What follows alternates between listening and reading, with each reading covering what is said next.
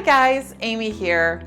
We're going to talk today about harassment, and you're going to notice that I'm being a little more serious than normal, and that's because harassment's a really serious topic.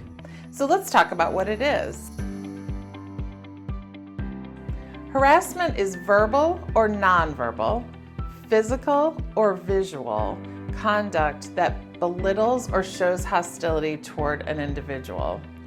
You guys know that at The Loop, our goal is to make people happy, to warm hearts, and to nurture souls. So let's think about it. You come to work every day and face ongoing conduct that belittles you or shows hostility towards you. Do you think you can help us achieve our mission of providing Loop love for our customers? Could you truly make people happy or warm hearts and nurture souls? Of course not, and we recognize that. We are absolutely committed to providing the best possible working environment because we know that you are our biggest asset. So, let's discuss the difference between illegal harassment and other forms of harassment. So, illegal harassment is unwelcome verbal or physical conduct or actions based on what the U.S. government considers a protected class. Protected classes are things like race, religion, sex, sexual orientation, gender identity or expression, national origin, age, disability, genetic information, and military membership or even veteran status. It's really important to remember that there are state and federal laws that protect people in these classes. Those include things like the Civil Rights Act, the Americans with Disabilities Act, and the Age Discrimination and Employment Act. Because the law protects these individuals, it's important to note that harassing or discriminating someone who falls under one of these protected classes is actually illegal. Doing so puts the Loop at risk and frankly puts you at risk. Therefore, illegal harassment must be immediately reported up the chain of command. Even if a coworker or subordinate shares instances of illegal harassment to you and asks you not to share those and not to disclose what's going on, you have a duty to report it.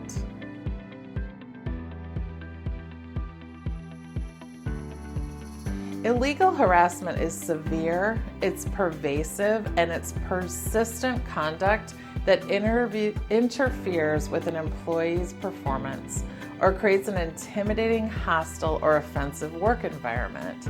Obviously, we don't want that. It can be a single occurrence when an employee's status or benefits are directly affected. Or it can also be retaliation against an employee who has complained of other instances of harassment or discrimination. Let's talk about what illegal harassment can look like. It can look like offensive or derogatory comments or other verbal or physical conduct based on an employee's race or color. That's harassment. When the harassment includes discrimination based on things like birthplace or ancestry, or cultural or linguistic characteristics, that's harassment. Harassment can include making offensive or derogatory remarks about an applicant or an employee's genetic information, or about the genetic information of a relative. Harassment can also include making offensive remarks about a person's age. Federal law protects individuals like me, ages 40 or older. There are other forms of harassment which are not considered illegal because they don't involve these protected classes. However, the Loop still takes these other forms of harassment very seriously, and we've adopted a zero tolerance policy toward all forms of harassment. They're inconsistent with Loop Love. We recognize the impact that harassment can have on an employee's mental well-being, and it just doesn't fit into our philosophy in any way, shape, or form. Oftentimes, you'll hear these other forms of harassment being referred to as workplace bullying. Workplace bullying involves repeated mistreatment, using humiliation, intimidation, or unfair criticism. It can be perpetrated by managers, fellow crew members, or even vendors. Some examples of this could include verbal abuse, profanity, humiliation, criticism, teasing, gossip, unfair personal or professional criticism, overt threats, unrealistic workloads, aggressive emails, professional exclusion or isolation, and even sabotage of one's career.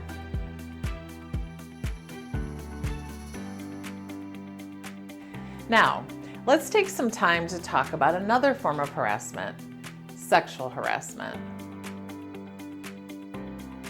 The Equal Employment Opportunity Commission, or EEOC, defines sexual harassment as unwelcome sexual advances, requests for sexual favors, and other verbal or physical conduct of a sexual nature that either explicitly or implicitly affects an individual's employment, unreasonably interferes with an individual's work performance, or creates an intimidating, hostile, or offensive work environment.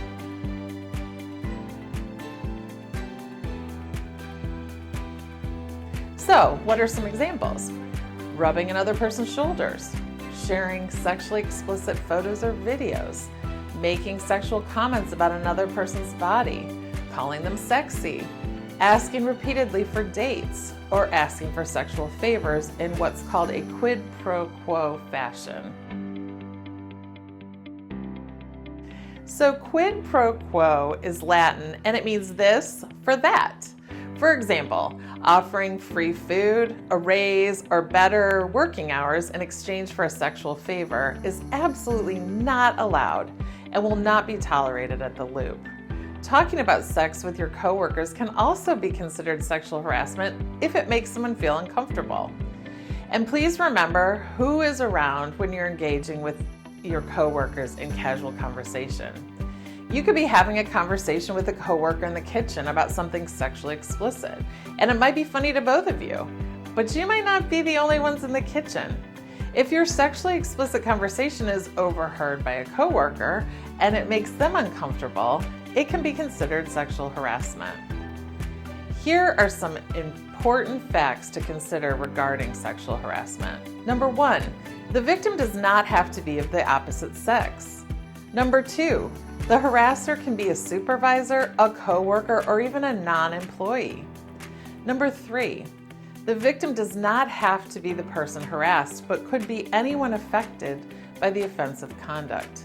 Think back to the example of coworkers in the kitchen. Number 4, unlawful sexual harassment may occur without the victim's financial impact or termination being felt.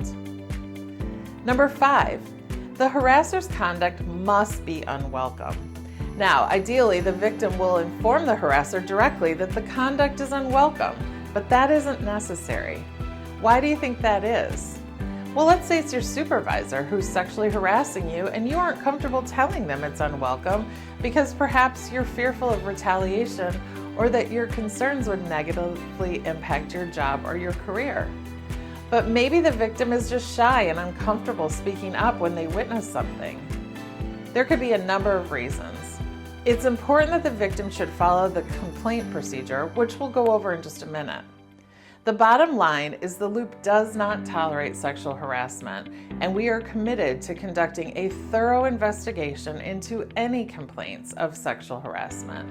It's important to us that you have a safe and comfortable working environment.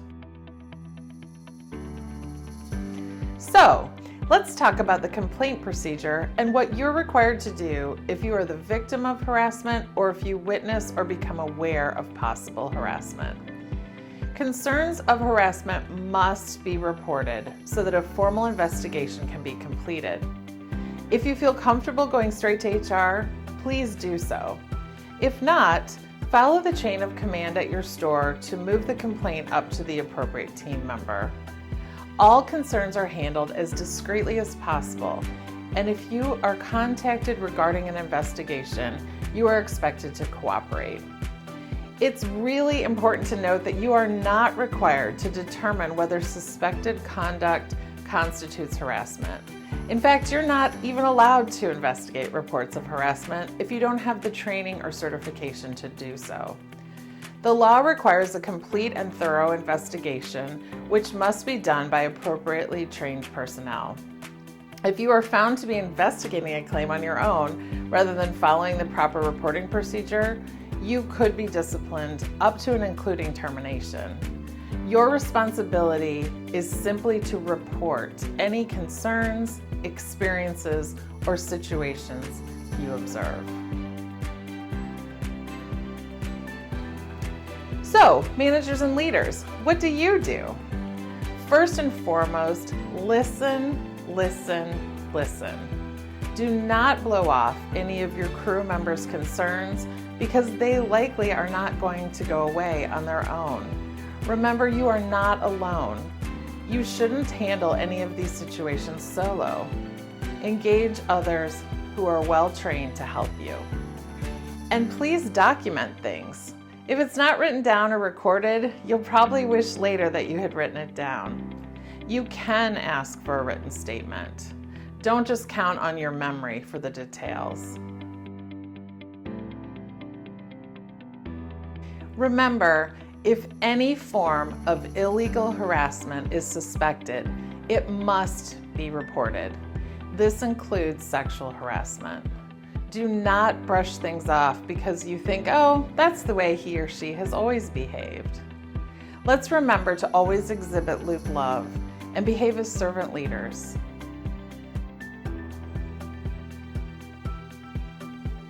I know this was a lot of information. Thanks for sticking with us, and have a wonderful day.